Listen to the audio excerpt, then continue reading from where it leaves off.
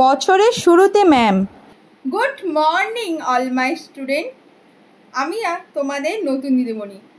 আমি আজকের বাংলা ক্লাস নেব। তো আমার নাম কাকলি, আর তোমাদের প্রত্যেকের সাথে আমি পরিচয় করব। তো তোমরা এক এক করে তোমাদের প্রত্যেকের নামগুলো বলো। আজকে কিন্তু আমরা পড়বো না, গল্প করেই কাটাবো, ঠিক আছে? একদম ভয় পাবে না, আমাকে নিঃসংকোচে সব কিছু বলবে। চলো, তোমার নাম বলো, পরপর কিন্তু নামগুলো বলে যাও।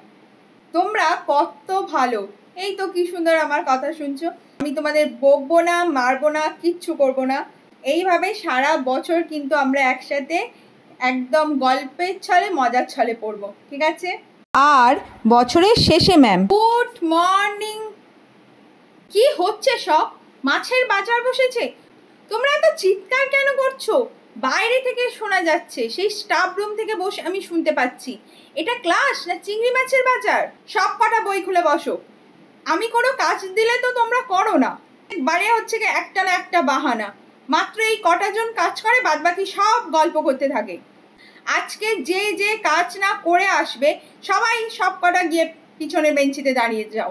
সারা ক্লাস তোমরা দাঁড়িয়ে থাকবে। এ কি, তুমি ঘুমাচ্ছ কেন? ক্লাসটা কি ঘুমানোর জায়গা? এ কি, তুমি ঘুমাচ্ছ কেন? ক্লাসটা কি ঘুমানোর জায়গা? হ্যাঁ, ঘুমাতে যদি হয় তাহলে বাড়িতে গিয়ে ঘুমাও।